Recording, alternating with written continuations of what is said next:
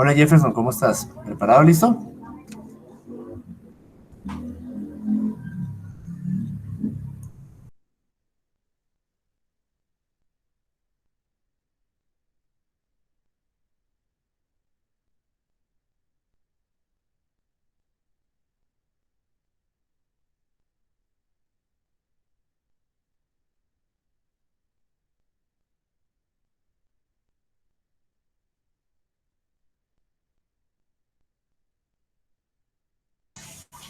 Buenos días, Jennifer, ¿cómo estás? ¿Cómo te ha ido? Buenos días, profe.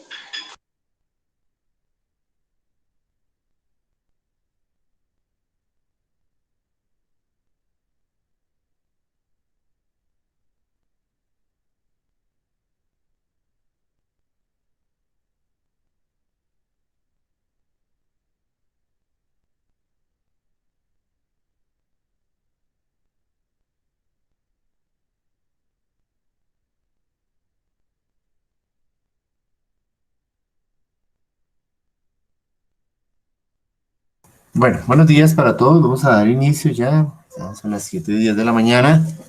Dar la bienvenida a todos, esperando que estén todos muy bien, con mucha fe, con mucha visión de mundo, con todo lo que nos va a permitir mantenernos y hacerle frente a esta situación tan difícil que está viviendo nuestro país.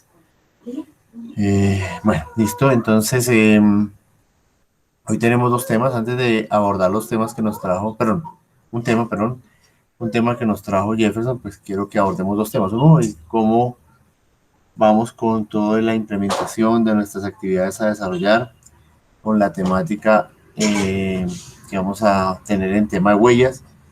Para mañana, que tenemos diseño y montaje, ya tenemos algo para mostrar. Bueno, en fin, quiero que me cuenten, Jennifer, Natalia, Jefferson, Adriana, bueno, todo el equipo. Cuéntenme, por favor, antes de iniciar. No sé quién toma la vocería, Natalia o Jefferson, que han sido como los representantes o voceros de todo este grupo que ha trabajado en las reuniones y en los comités que hemos estado.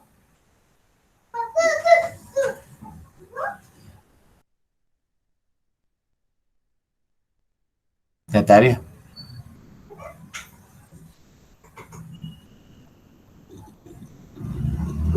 o Jefferson. Profe, qué pena, es que se escucha entrecortado. ¿Podría repetir? Bueno, entonces les estaba comentando, muchachos, que pues que antes de iniciar con la actividad, ¿ahí me escuchan bien? Por favor, ¿me confirman? ¿Me escuchan? Ya, profe, qué pena, es que creo que era mi internet. Ah, ok, no te preocupes. Que frente a la temática que vamos a abordar mañana sobre nuestra asignatura de diseño y montaje, que es la asignatura corazón de este proyecto Huellas, para mañana tenemos material, si han recibido material, yo sé que hemos trabajado muy fuertemente en los comités, o sea que nuestras clases se han trasladado a otros momentos, a otros escenarios, a otros horarios, perdón.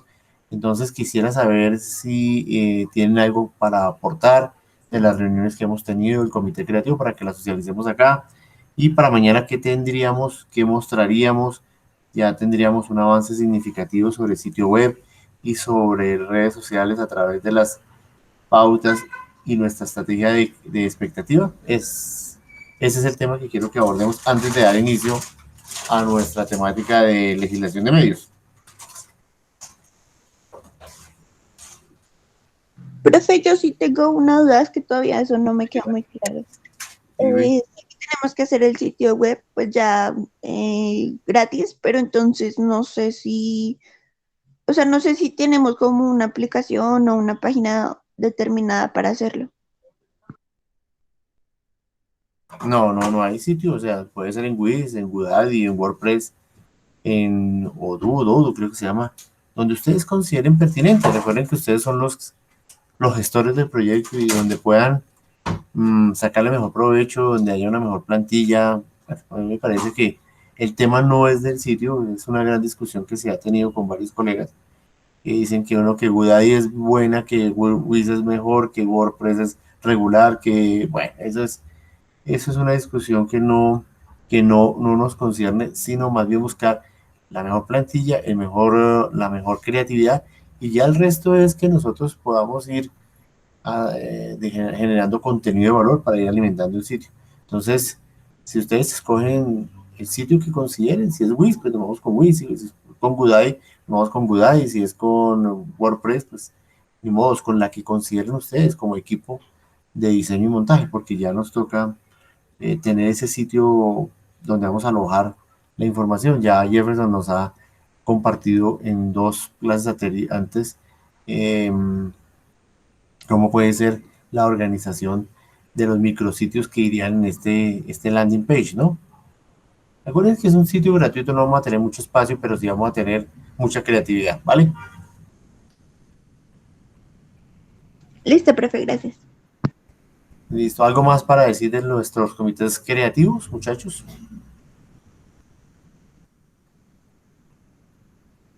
Nada. O sea que mañana podemos ver ya un avance de landing page y de redes sociales. ¿Listo? ¿Sí, muchachos? Pues hubieron algunos estudiantes, creo que, no, en realidad no sé de qué semestres en específico, que presentaron algunas piezas y algunos de los profesores le hicieron las respectivas correcciones. Ok, sí, y en el comité vi que ya había material y que habíamos avanzado, ¿no? Sí, Eh, pero con respecto a la de- creación de la página web, creo que todavía, o pues por mi parte, no tengo muy claro en qué fecha se va a realizar. no, nos toca, muchachos, lo más rápido posible porque pues el sitio web es como abrir ya acompañando a las redes sociales, pues el gran sitio que tenemos que viralizar con la posibilidad de posicionar huellas, ¿no? Entonces, si nosotros vamos a basarnos en SEO, pues nos toca tener un sitio web, es el que necesitamos jerarquizar en en el buscador. Y eso lo hacemos a través de buen contenido y de multiplicar ese sitio entre todos nosotros para que vaya dándose a conocer. ¿Listo? Entonces, ya hace 15 días teníamos una propuesta de Jefferson en las pestañas. Ojalá mañana podamos tener un avance de, no sé, de la imagen. Ya tenemos línea gráfica. Puede ser así. Podemos traer mañana una, dos o tres propuestas, las que caigan por empresa. Y pues escogemos la más pertinente entre todos y ya nos empezamos esa más bien a que si escogemos una, cada uno va escogiendo un micrositio y cada uno le va dando vida a ese micrositio. Es una forma como viable de trabajar en escenarios colaborativos, sobre todo en sitios digitales, ¿no? Entonces, mañana miremos muy bien eso, ¿vale, muchachos? ¿Vale, Jennifer? Listo, profe. Bueno, perfecto, muy bien. Bueno, entonces, continuando con nuestra actividad de formación de esta asignatura y que creo que cae como anillo al dedo, es todo el tema regulatorio sobre el marketing digital y sobre el e-commerce, temática que Jefferson nos va a compartir. Ya Jefferson nos envió un material acá a nuestro grupo, pero pues queremos escucharlo. Entonces, bienvenido Jefferson. Vale, muchas gracias. Entonces, pues voy a empezar a compartir pantalla. Claro que sí, dale. Me avisan cuando estén viendo pantalla, por favor. Ahí se está cargando. Jefferson.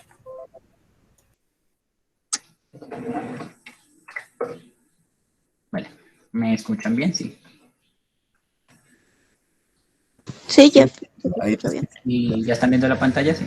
Sí, señor. Bueno, entonces, pues, muchas gracias a todos y gracias, profe, por esa introducción.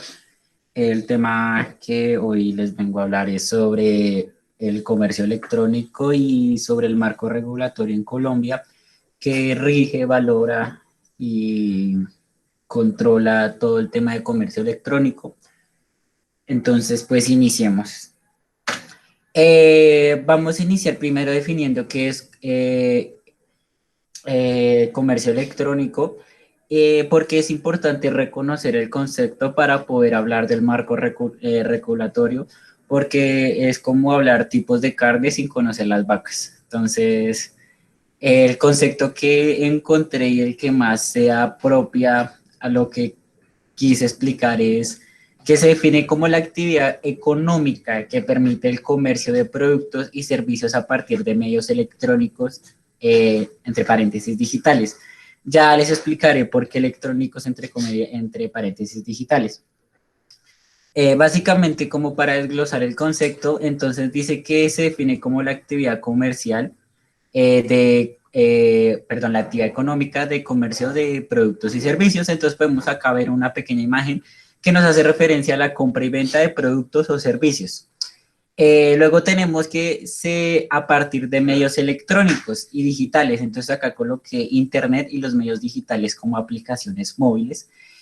Y finalmente tenemos la actividad económica, que recordemos que la actividad económica no solamente hace referencia a la compra y venta de productos y servicios, sino también a la compra en línea, a las transacciones electrónicas y a cualquier medio, situación o llamémosle como envoltura que tenga que ver con fines comerciales. Es decir, que el marketing, la publicidad, también entran dentro de la actividad económica. ¿Hasta ahí tiene alguna pregunta del concepto de comercio electrónico? No, muchachos, ¿tenemos alguna dificultad? ¿Pregunta? ¿Ninguna? Bueno, parece importantísimo lo que acabas de plantear como abrebocas a esta temática tan importante. Y es que necesitamos reconocer pues, que este concepto de comercio electrónico, de catálogos electrónicos, de plataformas, de la misma experiencia a nivel de plataformas UX, pues es la realidad que en este momento nos va a permitir sobrevivir ante las circunstancias que como planeta y como país estamos viviendo. El hecho de que ya nos toque cerrar a las 7 de la noche la mayoría de establecimientos de venta implica que tiene que haber otra alternativa para poder tener una actividad de índole económica. Y es donde esto cada vez coge mucho más fuerza y ustedes lo están viviendo a través de los medios de comunicación. Después de y posterior a las noticias de la alcaldesa, ustedes evidenciaron que en las redes sociales y que sobre todo plataformas como Rapid, Uber, empezaron ya a hacer póster, empezaron a mandar sus mensajes personalizados, tratando de invitar a que la gente pues no se sintiera sola, sino que sintiera el respaldo de estas empresas que a través del comercio electrónico pueden abastecer a la población. O sea, aquí es donde, vuelvo y les digo, aparece rápidamente la diligencia de los creativos publicistas para aprovechar, doloroso lo que va a decir, ¿no? Aprovechar una circunstancia epidemiológica como la que estamos viviendo, dolorosa, para que el mercado y lo económico sobresalga y pueda, digamos, dar frutos. Pero obvio, esto tiene, digamos, lo bien, es decir, hay un marco normativo que nos rige y hay que tener cuidado con ese marco normativo para no cometer ningún tipo de fallas. ¿Listo? Pero bueno, esta diapositiva está muy completa para entrar a conocer por qué es importante tener conocimiento de qué es un e-commerce, qué son medios electrónicos, qué son catálogos electrónicos, todo lo que se deriva de este mundo digital. Continúa, ¿no? Muchas gracias, profe. Entonces, ya para entender un poco más la diferencia o por qué coloqué entre paréntesis medios electrónicos y entre paréntesis digitales, porque es que a pesar de que a veces nosotros los relacionamos y uno depende del otro, no son diferentes, pero tienen una relación que los hace especiales. Entonces me tomé el atrevimiento de buscar qué es medio electrónico y encontré que es un mecanismo, una instalación, un equipo, o sea, hardware, o un sistema, software, que permite producir, almacenar, transmitir documentos, datos e informaciones, incluyendo cualesquiera redes de comunicación abierta o restringidas. Recordemos que el concepto de electrónico viene de electricidad y remontándonos un poco allá muchos años atrás, cuando un señor muy curioso se dio cuenta que uno podía transmitir información por ondas electromagnéticas y que asimismo uno podía comunicarse, el inicio de la radio, posteriormente televisión, se dieron cuenta que el medio electrónico permite precisamente eso, codificar y decodificar información, transmitir, producir, reproducir Y entonces se dieron cuenta que era un medio eficaz para comunicar la información. Y acá se deriva dos conceptos importantes que eran los medios análogos y los medios digitales. Recordemos que los medios análogos son los medios pues tradicionales que necesitan una infraestructura, en el caso de la televisión pues un satélite, en el caso de la radio antenas, en el caso del primer boceto de internet que necesitaba estar interconectado por cables porque precisamente era la forma de transmisión de comunicación. Ya después los medios digitales, que pues no me vas a entrar ahí todavía. Dice, acá también el concepto dice que incluyendo cualesquiera redes de comunicación abierta, o sea, las que todo el mundo tiene acceso, como la TDT, o restringidos, internet, móviles o telefonía, que ya son como los medios privados. En este caso sería como Claro, Tigo, ETV, que son esos medios que nos posibilitan la acción o estar dentro de este medio electrónico, pero pues tiene un costo adicional, ¿no? El medio digital, en contraste, es el tipo o es cada tipo de comunicación o contenido divulgado en Internet o por medio de ondas digitales. Estos medios pueden crear, visualizar, distribuir, modificar y preservar información en dispositivos electrónicos digitales. Entonces acá la diferencia es que el papá es el medio electrónico y el hijo es el medio digital. Entonces, si no hubiera medio electrónico, no hubiera medio digital. Otra forma de entenderlo es que sin medio electrónico o sin dispositivo electrónico como es el celular, no se puede ver el medio digital. Entonces, es pertinente entender que cuando hablamos de comercio electrónico y como se lo expliqué en la anterior diapositiva, no solamente es la compra, venta, comercialización de un producto o servicio por internet y medios digitales, sino que también incluye las transacciones electrónicas. Las transacciones electrónicas anteriormente las hacíamos por medio de un datáfono, ¿no? Y eso no era que estuviera totalmente conectado al medio digital, sino que era un medio electrónico. Las llamadas telefónicas también pertenecen al medio electrónico y se considera como comercio electrónico. A pesar de que no está en el medio digital, también entra dentro de la categoría de comercio electrónico. Los mensajes de texto, a pesar de que no son totalmente o no son del todo digital, porque antes de que existieran los teléfonos inteligentes, estaban los BlackBerry, los primeros celulares que recibían mensajes de texto sin estar en el medio digital. Entonces es importante reconocer que el papá es el medio electrónico y el hijo es el medio digital. Actualmente, ya que estamos en acá está la explicación. Ya que estamos, bueno, entonces como para recapitularles un poquitico, entonces el comercio electrónico pues no solamente es la divulgación por internet, aplicaciones móviles, aquí coloqué WhatsApp, pero puede ser Instagram, Facebook, Rappi, iFood, whatever, las llamadas telefónicas y los mensajes de texto, sino que también incluyen las transacciones, ¿sí? Vía transacciones digitales. Está la moneda, esta nueva tendencia de crecimiento que son las monedas electrónicas, las Bitcoin y todo eso. Y también las tarjetas de crédito son una forma de comercio electrónico. ¿Por qué? Porque la transacción ya no se hace física, ¿no? Como el trueque de yo te doy dinero y tú me das un pollo, sino que ahora tú puedes recibir el pollo, pasas la tarjeta y es como si ese dinero automáticamente llegara a la persona, solo que por el medio electrónico. Entonces, a grandes rasgos, esto es todo lo que incluye. Hay más, hay nuevas tendencias, pero no las vamos a tocar. ¿Qué pasó?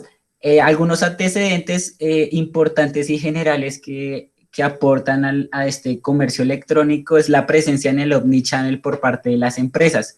El omnichannel es este gran canal de comunicación que incluye medios físicos y medios digitales para que una empresa pueda hacer sus estrategias de comunicación. Por esto es como una estrategia 360. Las oportunidades de venta en los nuevos medios. Entonces acá venía con lo que decía, las empresas se dieron cuenta que en este nuevo mundo digital, en esta revolución digital que hubo hace 20 años, pero con la implementación y natividad de los medios digitales, se dieron cuenta que la forma de comercializar productos está cambiando y pasó de ser un comercio físico a un comercio digital, donde ya no es necesario estar presente en un punto de venta para comprar, sino que tú tienes una landing page, una página en Instagram, donde puedes comprar igual. También tenemos la viralización del entorno digital que ha permitido crear estrategias de ventas digitales. Pues eso es un poco de antecedentes, no hace falta entrar en detalles porque todos lo conocemos. Lo que sí es pertinente entrar es que las ventas a través de canales digitales aumentó en un 15.7% en la región de América Latina en el 2019. Y en el 2020, pues por la pandemia, todo el mundo migró a los medios digitales, entonces ese aumento del 17.5 pasó a ser del 45% y sigue subiendo. Entonces, esos son unos antecedentes a grosso modo que nos permiten entender por qué el comercio electrónico está cogiendo tanta fuerza ahora desde los últimos años y por qué ahora es tan importante. Algunos datos importantes que quise compartirles con ustedes es que Colombia se destacó por ser el primer país en América Latina que adoptó una ley de comercio electrónico. ¿Por qué digo que fue el primero? Porque la regulación o el marco legislativo del comercio electrónico fue creado en 1999, en pleno boom de la revolución digital. O sea, Colombia ya estaba haciendo un paso adelante, pero entonces ya les explicaré por qué, porque el enfoque que tenían ellos era totalmente diferente al que tienen ahora. Con esta ley de comercio electrónico, Colombia buscaba regular temas como aplicación, jurídica de los mensajes de datos, comunicación de los mensajes de datos, comercio electrónico en materia de transporte de mercancías, firmas digitales, certificados digitales. Ya en algún momento les explicaré estos datos, pero entonces quiero que tengan en cuenta que primeramente se buscaba, bueno, es más, se los voy a decir de una vez, sí. El enfoque que tenía Colombia en 1999 para crear una ley de comercio electrónico era porque ellos veían la necesidad de regular, administrar todo el comercio que se estaba generando electrónicamente, pero muy administrativamente, o sea, el enfoque era administrativo.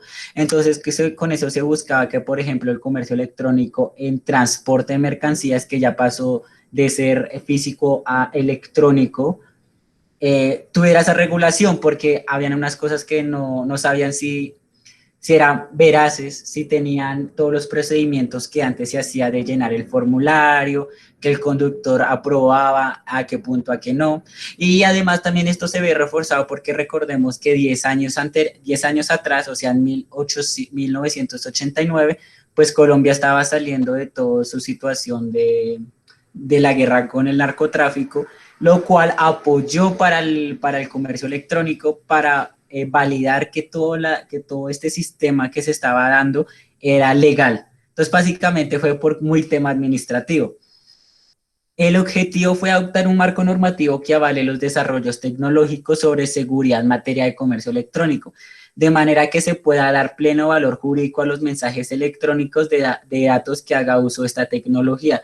Es decir, y pues en ese momento, digamos que pongámonos en el Ministerio de la Registraduría, no me acuerdo cuál es, creo que es, no recuerdo. Entonces, en ese momento, si tú querías sacar un certificado, si tú querías, por ejemplo, dar a conocer que tu hijo que apareció hace 2 años era verdaderamente tuyo, todo esto se puede hacer por medios electrónicos. Pero entonces, ¿cómo hacer para que esto tuviera la veracidad como si lo estuvieras haciendo físico? Entonces, por eso se creó esta ley de comercio electrónico, así como algunos datos importantes.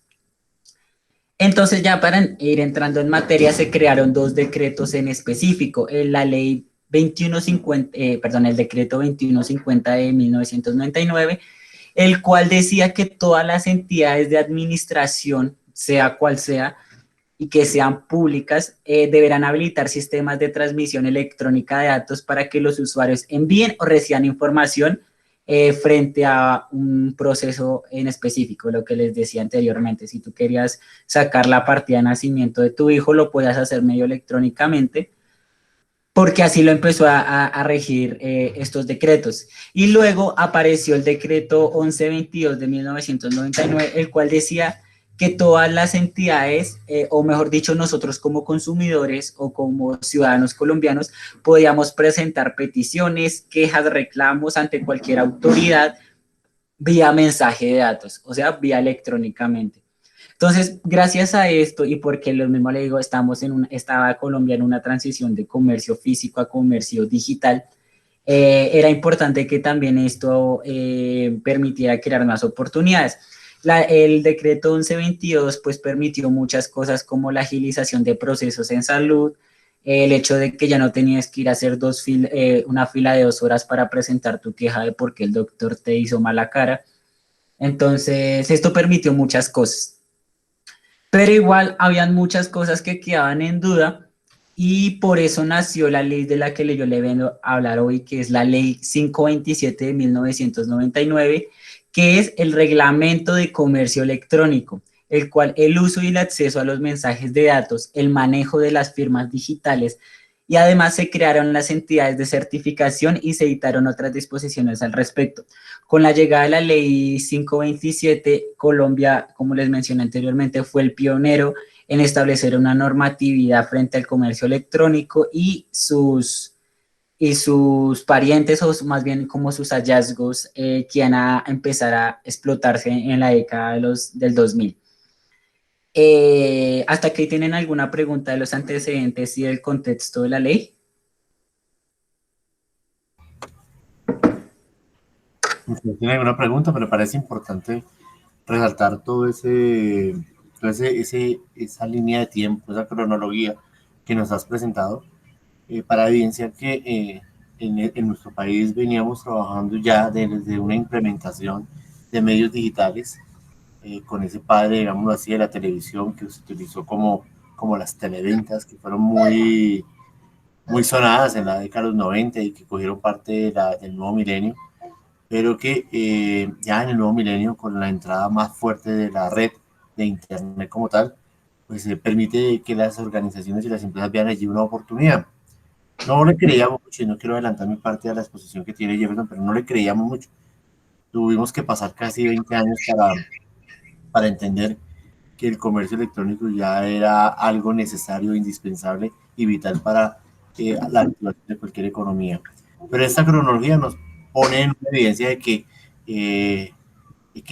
hay, digamos, una base fundamental para entender de dónde venimos y hacia dónde vamos, porque tenemos que proyectarnos con mucha fuerza a un cambio muy, pero muy radical que se va a ver en el tema económico, en el tema de comercialización. Dale, continúa, Jefferson. No sé si tengan Sí. alguna pregunta, algo que aportar, muchachos. ¿Continuamos, muchachos? Sí, profe, todo está muy claro. Vale, perfecto.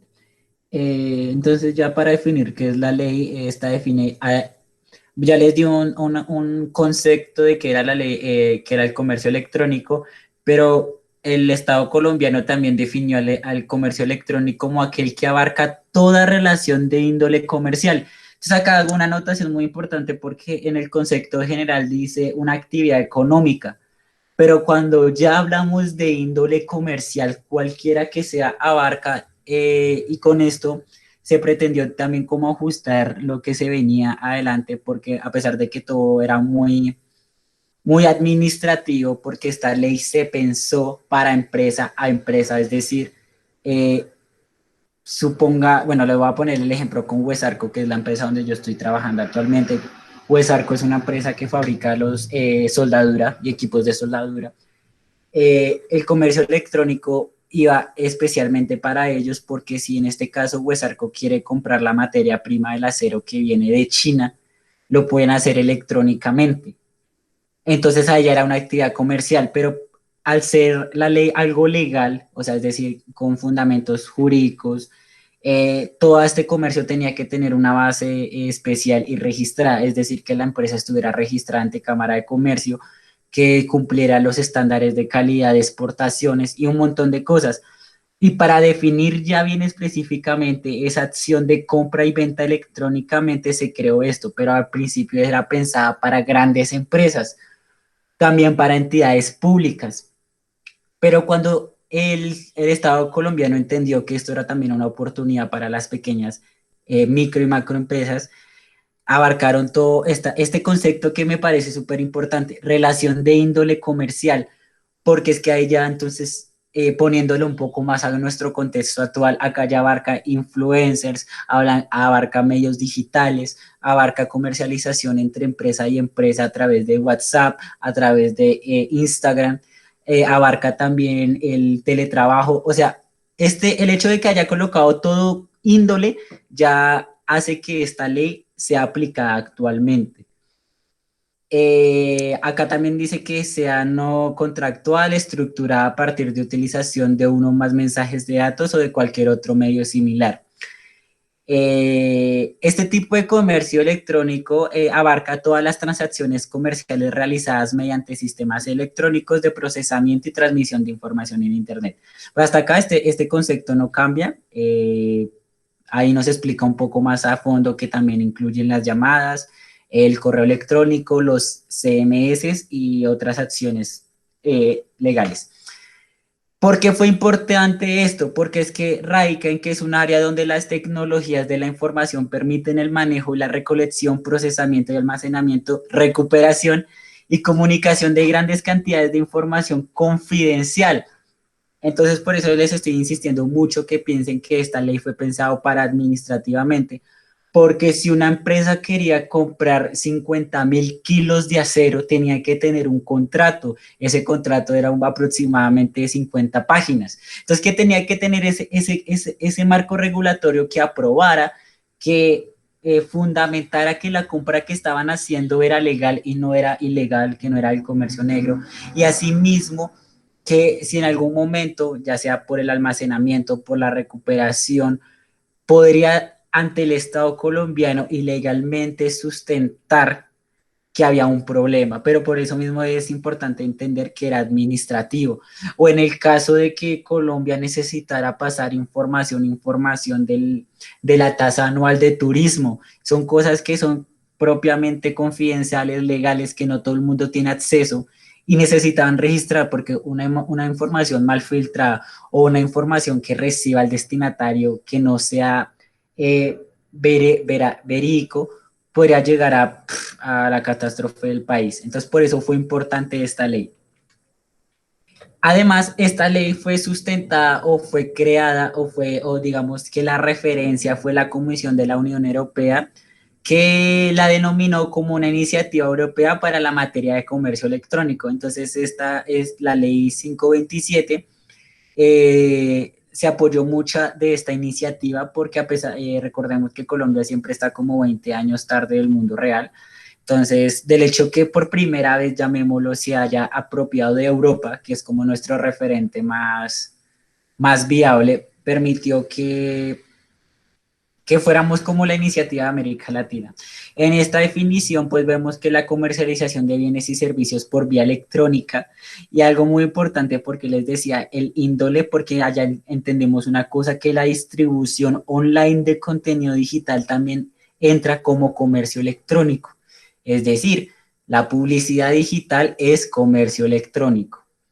La realización por vía electrónica de operaciones financieras y de bolsa, el hecho de que las bolsas de valores también migraran hacia esa parte electrónica y digital, pues requirió la regulación.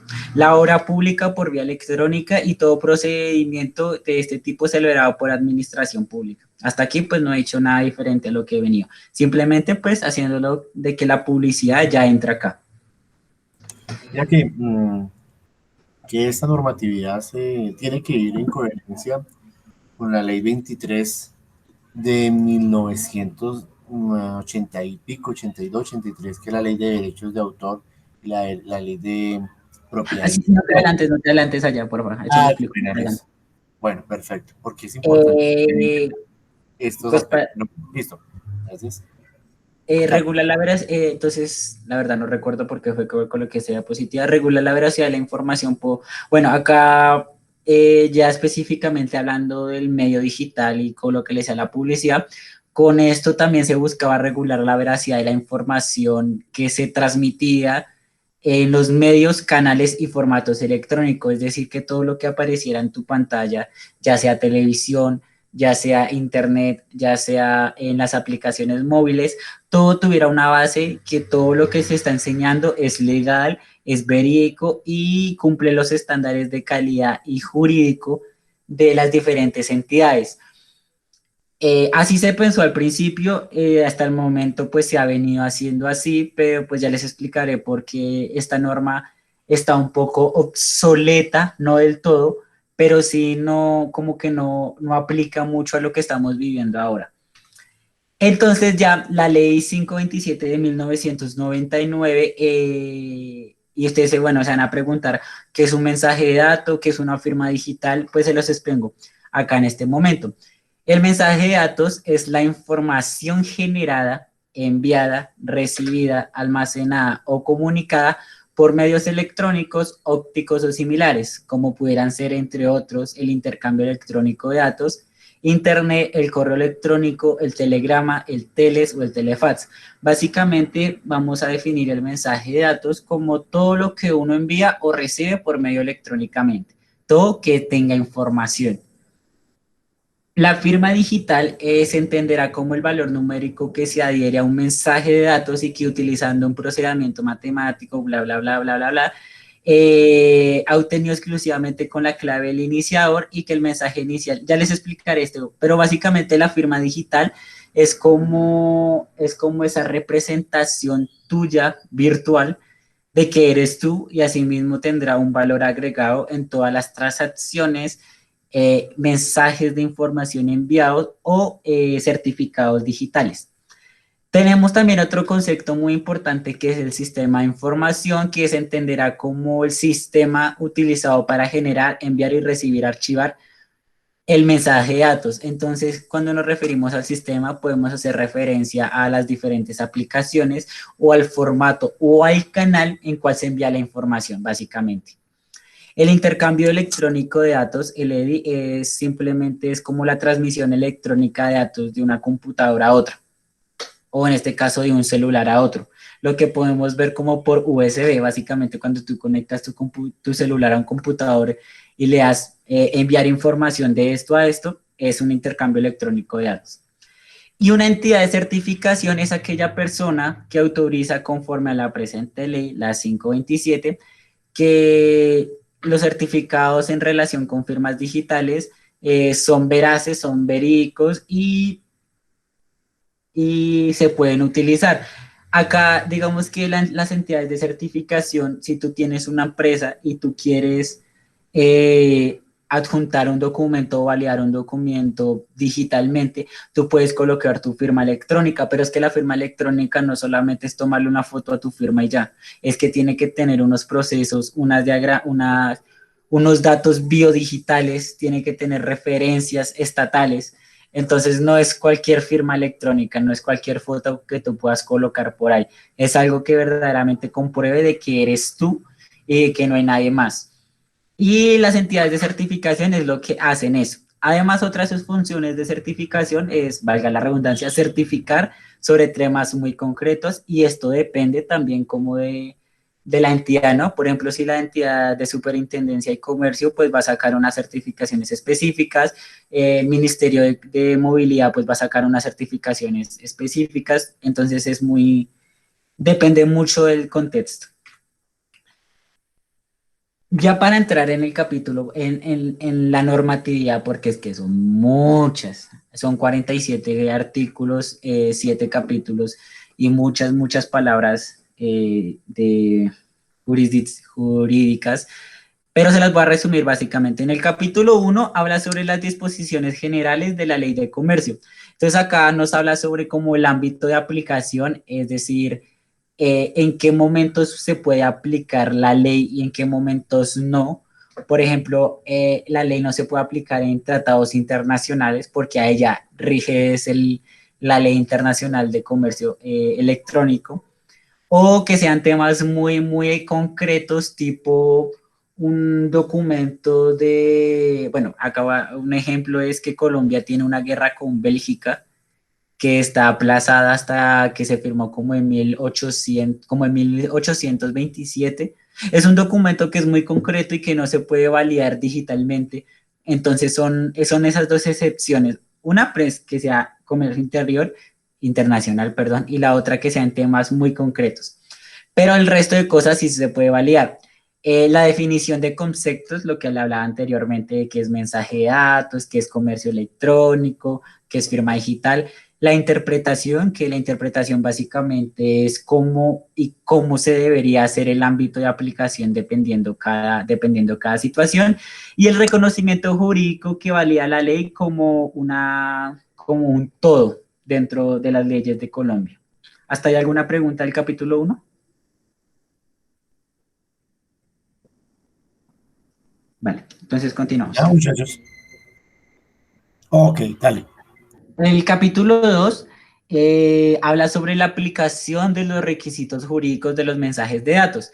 Es decir, que acá vemos cómo se deben presentar en el caso de que tú tengas una petición, una demanda o un acto de demanda, cómo se debería proceder. Entonces tenemos el artículo 6 que habla sobre la aplicación de la norma, que básicamente dice que cualquier mensaje de datos, llamémoslo, bueno, ya entendieron que el mensaje de datos es cualquier información, ya sea una foto, un audio, un video, un texto, todo eso que se pueda transmitir por medios electrónicos, tiene que aplicar la norma, una norma ahí específica que es como que todo tiene que ser veraz.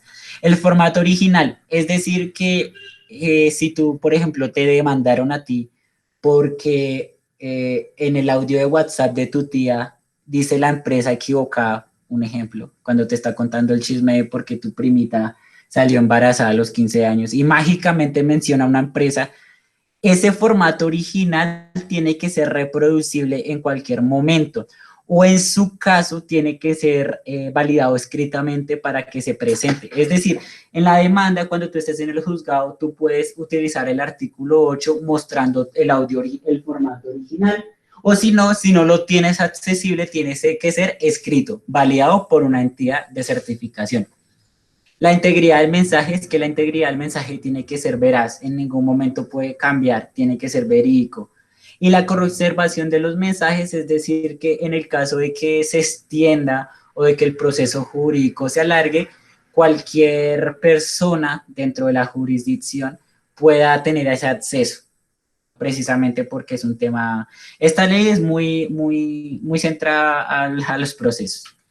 En el capítulo 3 ya entramos a lo que nos interesa, que es la comunicación de los mensajes de datos. Entonces acá tengo una palabra, dos conceptos importantes, que es iniciador y el destinatario. En temas de comunicación podemos decir como el que habla y el receptor. Pero entonces, como esto aplica mucho al comercio, marketing, a las ventas, vamos a llamar al iniciador como marca o entidad que presta o brinda el producto o el servicio, y el destinatario como el cliente o la entidad que solicita el servicio.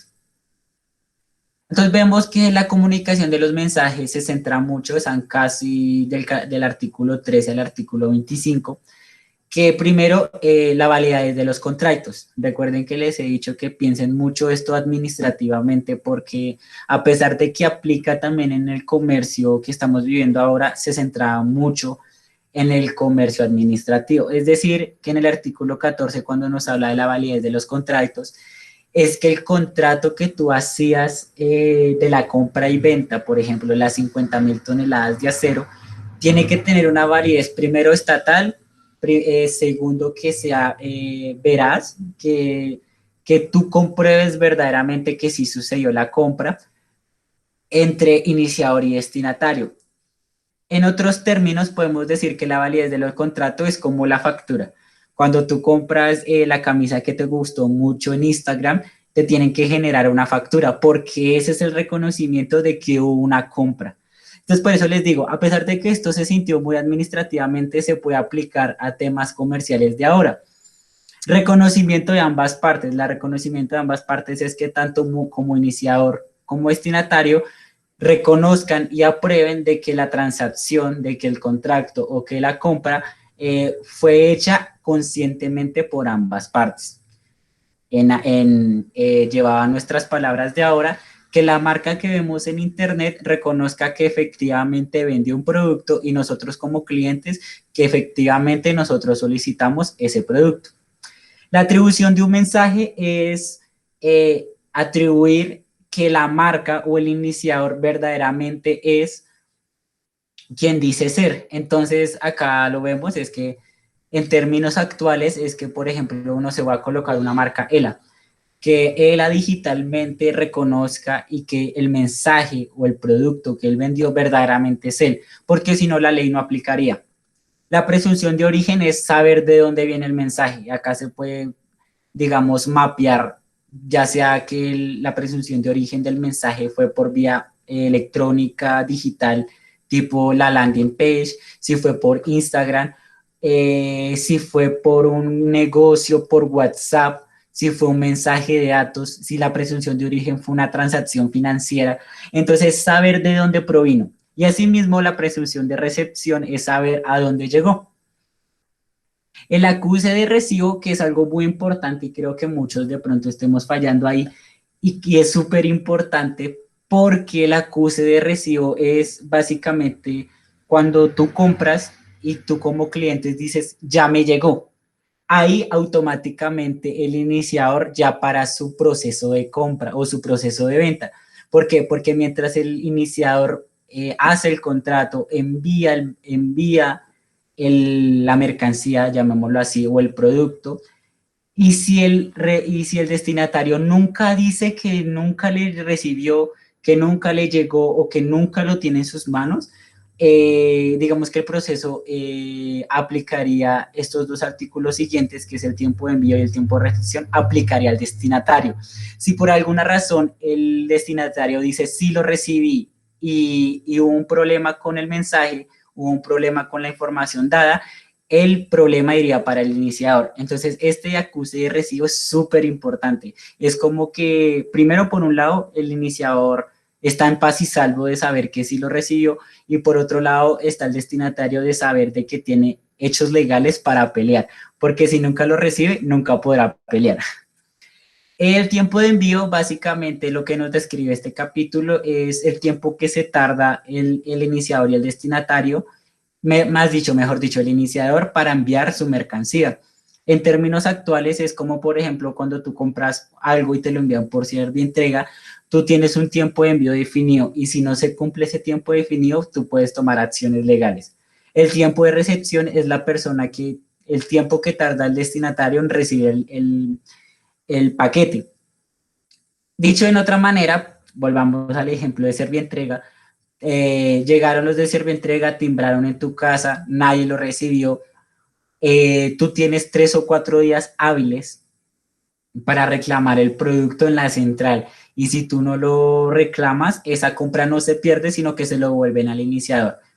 Y pues ahí el que perdió fue el destinatario porque perdió dinero, perdió tiempo y nunca recibió el producto. Entonces es importante tener eso. Igualmente el iniciador puede mandar de que nunca recibieron el producto. Y el lugar de envío y recepción va muy de la mano con la presunción de origen y la presunción de recepción, porque es saber de dónde se está enviando y hacia dónde se va a recibir, de dónde se envió y en el lugar que se va a recibir. En el caso, y bueno, acá está la normatividad, por ejemplo, las chicas que les gusta comprar o ver catálogos de productos de belleza, muchas de las personas o muchas de estas empresas dicen como no te preocupes, nos vemos en tal estación de Transmilenio y yo te entrego el producto ahí. A pesar de que no es un contrato válido, hay un acuerdo. Entonces, por eso ya es un contrato legal, a pesar de que no lo es, porque no está escritamente. Pero entendimos que cualquier aplicación o cualquier formato se considera legal. Y si te dicen que la vas a recoger en la estación de la Marley a las 5 de la tarde, tú tienes que estar ahí. Básicamente es lo que habla este capítulo, la forma de comunicar. Es por esto que, y llevándolo un poco más al tema del marketing y la publicidad, nosotros, o bueno, no tanto, sino más como la administración ventas, tenemos que ser conscientes y tenemos que ser muy claros con lo que estamos diciendo y cómo la forma en la que vendemos, porque cada palabra, cada forma se puede interpretar o la gente puede tomarla de una diferente y ahí pueden iniciar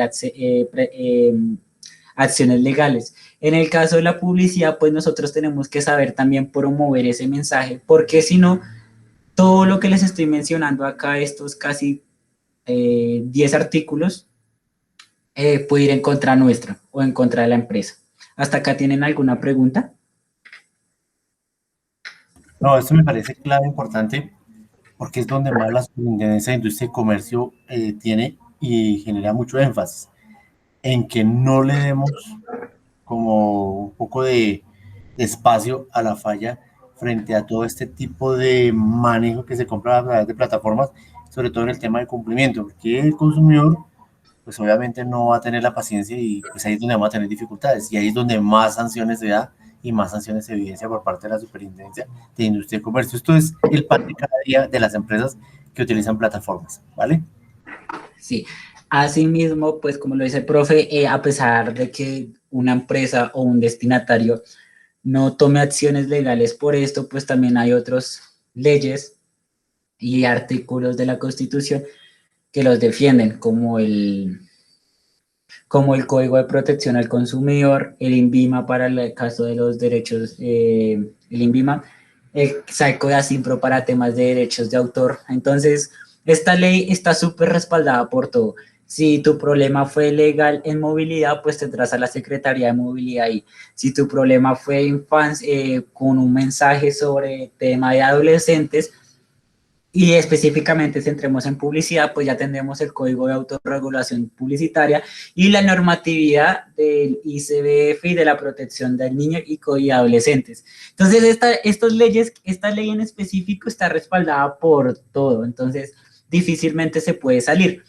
Pero como les decía al principio, si uno coloca el ejemplo digitalmente, se puede aplicar, pero como les dije, esto está muy tirado hacia lo administrativo, donde hay un contrato real. En caso de las compras y ventas digitales, pues muchas veces ni siquiera nos generan facturas, entonces ahí se puede perder como la veracidad. Es por eso que les dije que no del todo es aplicable, pero se puede aplicar. Ya más adelante veremos las objeciones. También hay una parte 2 que es el comercio electrónico en cuestión de transporte de mercancías y básicamente es como actos relacionados con los contratos, es decir, la empresa distribuidora o la empresa de transporte que tiene que cumplir con toda la normatividad legal y los documentos de transporte que verdaderamente en el transporte que se está enviando ese producto esté. Esto pasa mucho, por ejemplo, que a veces a uno te dicen que o bueno, por ejemplo, no lo centremos tanto, sino como en una aplicación como Uber. Uber te tiene que mostrar que tu carro va a ser esta placa con estas características, porque o si no, los documentos de transporte estarían siendo falsos. Es como un ejemplo ahí a grosso modo rápido. La parte 3 habla sobre las firmas digitales, los certificados y las entidades de certificación. En el artículo 28 nos habla que los atributos de una firma electrónica, que debe tener y cuáles son sus ventajas. En el artículo 29 nos habla como las características y requerimientos de las entidades, o sea, qué tiene que cumplir una entidad. Eso creo que no nos incumbe mucho, pero es importante reconocerlo. Las actividades de las entidades, qué hacen, qué pueden hacer, cuáles son sus obligaciones, cuáles no. Y el contenido de los certificados. Esto es muy tema administrativo, entonces no lo quiero tocar mucho. Pasando al capítulo 5, cuarto, vemos los suscriptores de firmas digitales, o sea, nosotros. Entonces acá nos habla sobre los deberes que nosotros tenemos al tener una firma digital y toda la responsabilidad que conlleva tener una firma digital, porque hemos visto que a veces se hace una compra ilegal con las firmas digitales de otra persona, o las transacciones que terminan siendo de un lugar a otro y nunca fue nuestra. Es importante reconocer esto.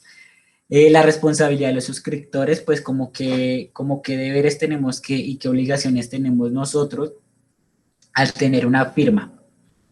El capítulo 5, que habla sobre la Superintendencia de Industria y Comercio como el ente regulador del comercio electrónico. Entonces acá habla sobre las funciones y sobre las sanciones que puede dar la superintendencia. Es decir, y básicamente, que si nosotros tenemos algún problema legal sobre comercio electrónico, tenemos que acudir a la superintendencia, porque ella es la que lo regula.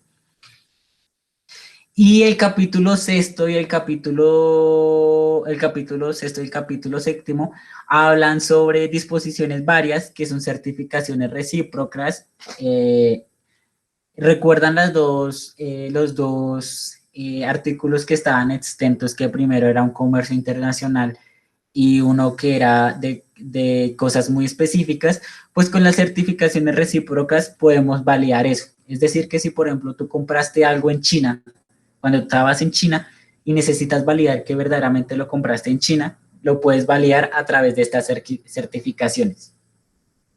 Y la reglamentación y vigencia básicamente es que la superintendencia tiene 12 meses a partir de la fecha de expedición de esta ley, o sea, en 1998, 12 meses serían 2000, para organizar y empezar a gestionar todo. Obviamente, pues esta ya se cumplió, pero igual está presente en el caso de que se llegue a reformar. Tiene 12 meses para tomar acciones. La prevalencia de las leyes de protección al consumidor, es decir, que a pesar de que nosotros estamos ligados a la superintendencia, también un ente que funciona es la protección al consumidor. Y la vigencia y derogatorias es básicamente que esta ley 527 está en funcionamiento y nunca se terminará desde su fecha de expedición. Es decir, que actualmente está vigente hasta que se haga la reforma o hasta que se acabe, hasta que por alguna razón constitucional, democrática, legislativamente se decida acabar esto. ¿Hasta ahí tienen alguna pregunta como de cuáles son los capítulos y cuál es el plan de función de la ley 527? Muchachos, ¿alguna duda, alguna pregunta? No, por mi parte no. Es como siempre les he dicho, es importante que la reconozcamos, que no es que se aprenda uno la normatividad de memoria. Reiterando mi ejemplo de que sea el abogado que sea, pues no es, el abogado no se aprende ni se sabe todas las leyes ni la normatividad de memoria, simplemente sabe a dónde acudir, sabe cuál es la ley a la cual tendrá que analizar y tomarlo referente y pues sobre eso actúa.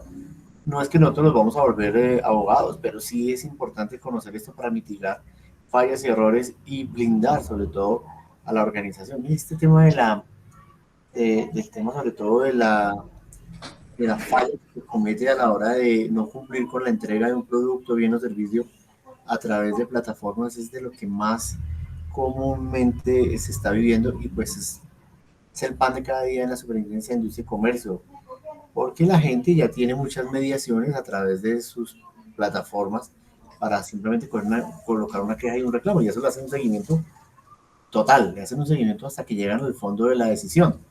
Y la idea no es ganarse una sanción, que la sanción es un tema pecuniario ahí medio aburridor, pero pues se paga, pero también lo más importante es blindar la marca, porque pues esa persona a la cual no se le cumplió, simplemente hablar más de nuestra empresa, y el posicionamiento es lo que más uno debe blindar a la hora de fortalecer una empresa, una organización, una marca. El tema de branding es fundamental en esto. Muy bien, continúa. Está muy claro, Jefferson. Sí, y lo que dice el profesor es importante, porque pues sabemos que las leyes aplican para todo el mundo, independientemente si es una persona natural o una persona jurídica, pero no todos tienen como el mismo campo de acción. En el caso de las leyes, pues las leyes esta ley en específico va mucho para economistas, administradores de venta, administradores de empresa, abogados, leyes de comercio, personas de comercio exterior, pero como les decía al principio, a pesar de que como la publicidad y el marketing son una actividad económica, también estamos involucrados. Tal vez no directamente porque nosotros tenemos el Código Colombiano de Autorregulación Publicitaria que nos guía, ¿cierto? Pero si uno falla en el Código de Autorregulación Publicitaria, fallamos en la Ley de Comercio Electrónico. Y les pongo el ejemplo acá muy fácil. El código nos dice que nosotros tenemos que el mensaje que nosotros vayamos a comunicar sea verídico, sea veraz, sea crédulo y que apueste a la buena fe. Si nosotros hacemos eso, perdón, si nosotros fallamos a ello, pues vamos a fallar también en el comercio electrónico porque el mensaje que estamos transmitiendo pues va a fallar a un acto comercial. Entonces, es importante que nosotros tengamos en cuenta eso, que a pesar de que no estamos, no lo tenemos encima, sí es como un títere gigante que nos está observando a todo momento, más en temas de ventas. Entonces, acá entran mucho los directores creativos o los directores de, ay, se me fue el nombre, eh, los community managers que tienen acción de las publicaciones digitales y también, o no en todos los casos, tienen acceso a la compra y venta, es importante que ellos sí conozcan esto. Acá vengo con los aspectos y las objeciones que encontré en el documento que se los envié. Es un documento muy importante, es como un ensayo donde nos muestra las debilidades que tiene esta ley, porque a pesar de llamarse ley de comercio electrónico, está muy lejos de ser una regulación integral en todos los asuntos jurídicos relacionados con el comercio electrónico. Acá vemos, por ejemplo, el debate que siempre ha existido de por qué los influencers no están regulados. A pesar de que se supone que están haciendo un acto comercial, no están del todo regulados. Entonces acá vemos que hay una debilidad. Prácticamente la ley se limita a reconocer el valor jurídico de los mensajes y relacionado, lo que decía, reconoce el valor jurídico de los mensajes administrativamente, pero a la hora de aplicar en los pequeños comercios, ¿qué? No hay algo que verdaderamente nos guía, a pesar de que ya vimos que hay una veracidad en la comunicación, hay una veracidad en la forma en que se aplica la ley y se puede aplicar ahora, pero no está del todo reglamentada o no está del todo escrita. En particular, la ley no contiene normas sobre propiedad industrial, sobre nombres de dominio, lo que estamos hablando, por ejemplo, de huellas. Si en este momento nosotros queremos crear una empresa ilegal, como lo puede ser Huellas, en este momento, podríamos decirlo, no hay ninguna red de comercio electrónico que nos esté dirigiendo, nos esté guiando sobre los nombres de dominio. Tampoco no hay como una ley que dentro de la ley 527, ¿no? Que nos autorice como la protección de los derechos de autor, los delitos informáticos, la tributación por operaciones en Internet, problemas de ley y jurisdicción aplicable, régimen de telecomunicaciones e Internet, ni sobre protección al consumidor. Entonces podemos ver que hay muchas falencias. Pero asimismo y en contraste, tenemos el marco constitucional que el artículo 15 dice que todos tenemos derecho a la protección de la intimidad personal y familiar. Entonces, a pesar de que no lo especifique la ley, tenemos el marco constitucional que nos apoya. Tenemos el artículo 20 que tenemos libertad de expresión y sobre las garantías para el e-commerce. Tenemos el artículo 333 que nos dice que toda actividad económica y la iniciativa privada son libres. Es decir, que Huellas, a pesar de que el dominio puede ser ilegal, la ley, el artículo 333 nos avala de que somos y que podemos tenerlo. Obviamente, pues acá ya entran cosas más grandes. En el caso de una empresa, bueno, acá está el ejemplo. Muchas de las empresas que nosotros vemos en Internet tienen su tienen su tienda física, es decir, que ante Superintendencia de Industria y Comercio sí están registradas, pero ¿qué pasa con los emprendimientos que hasta ahora están saliendo? Por ejemplo, un emprendimiento de comidas rápidas. No tienen un lugar físico, no tienen y no están registrados ante la Cámara de Comercio, podría considerarse como una industria ilegal, pero entonces acá la ley nos avala también de que somos libres, sea o no sea registrada por el momento. Entonces hay unas falencias. En el marco legal, pues está la ley 527, que ya se las expliqué, y además de eso hay un artículo, el artículo 91 de la ley 633 de 2000, que señala que todas las páginas web y sitios de Internet con origen en Colombia que operan en Internet y cuya actividad económica tenga carácter comercial financiero o de prestación de servicios deberá inscribirse en el registro mercantil y suministrar a la DIAN información. Es decir, que nosotros tenemos que registrar sí o sí nuestra empresa, por pequeño que sea. Así sea una venta de cuadernos, tenemos que tener ese valor legal, porque si no podríamos incluir en delitos. Y pues la ley que habla el profe de la 1403 de 2010, que habla con derechos de autor y todas sus variaciones, porque cada nada la están actualizando, le están quitando, le están incluyendo cosas. O sea, es una ley más, en términos coloquiales, más usada.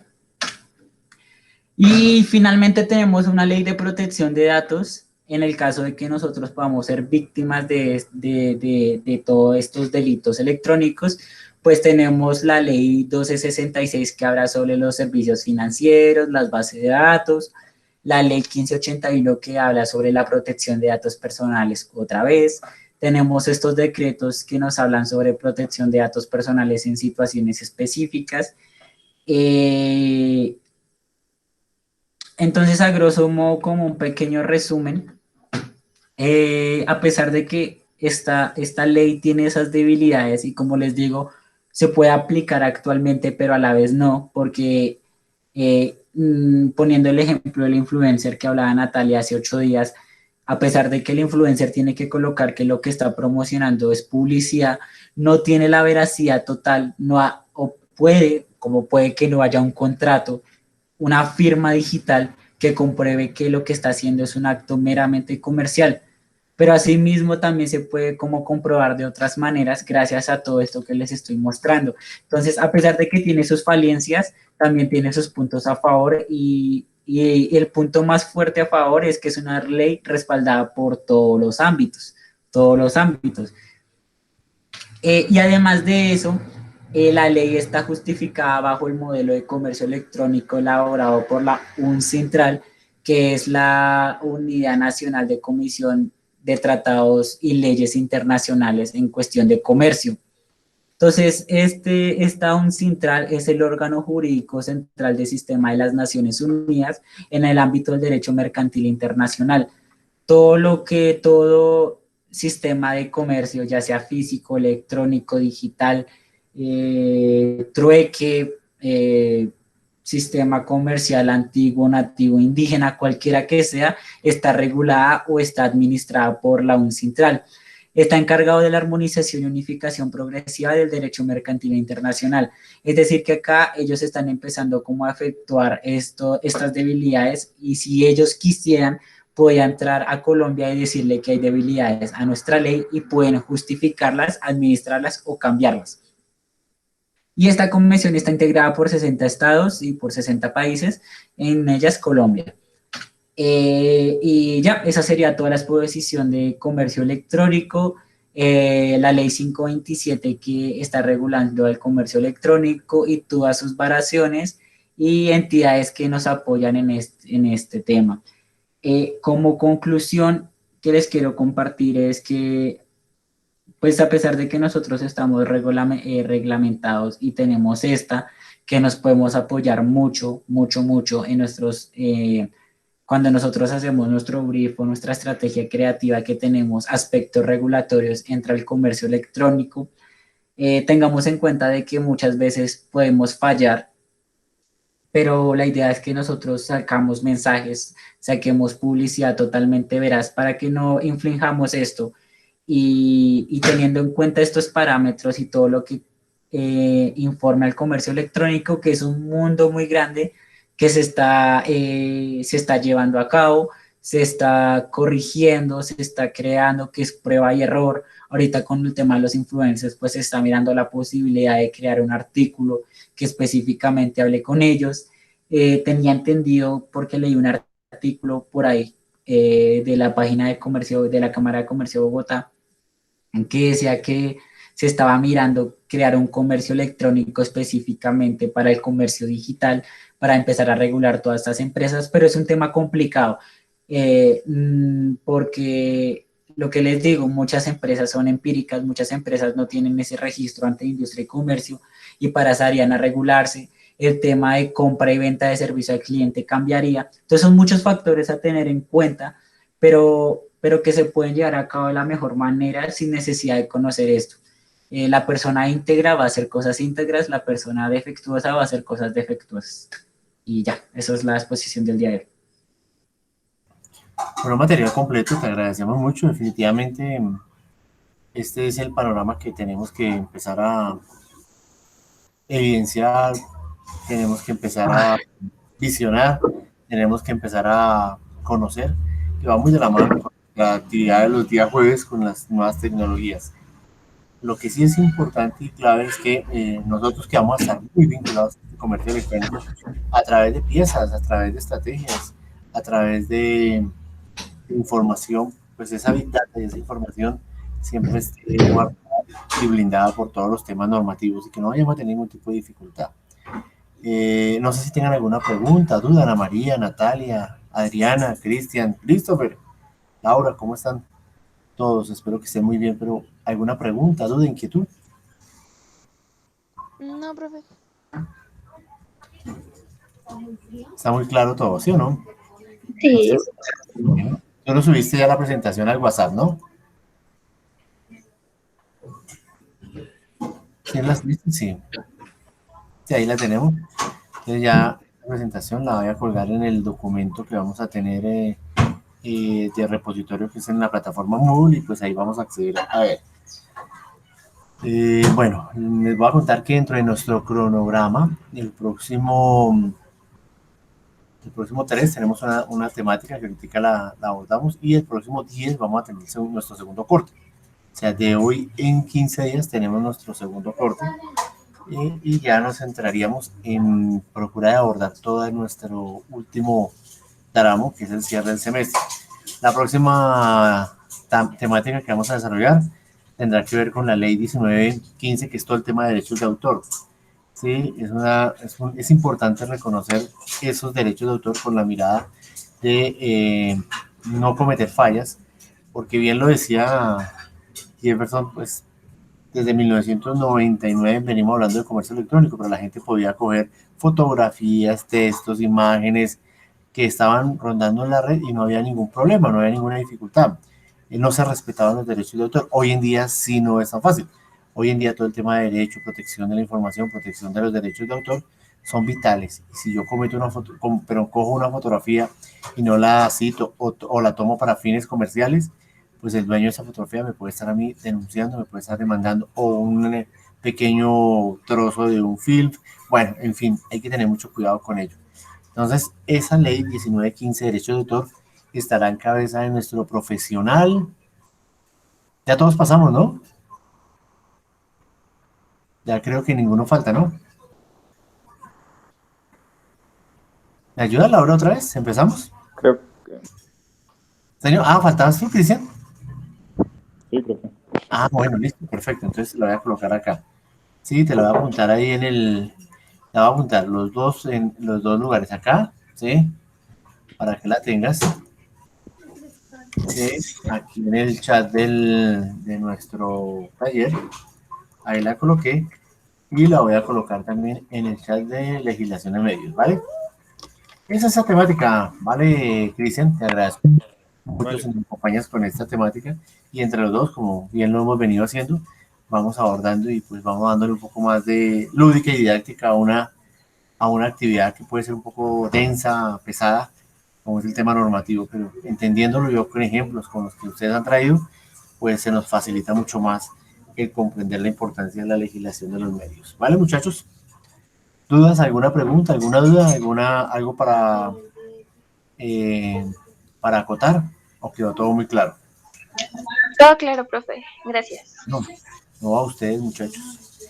Mañana tenemos una dura jornada en nuestra actividad de diseño y montaje, así que por favor mañana traigamos todo el material y pongamos en función esa parrilla de contenido que ya está elaborada, porque nos toca darle vida en estas 2 semanas con mucha fuerza a nuestro proyecto Huellas.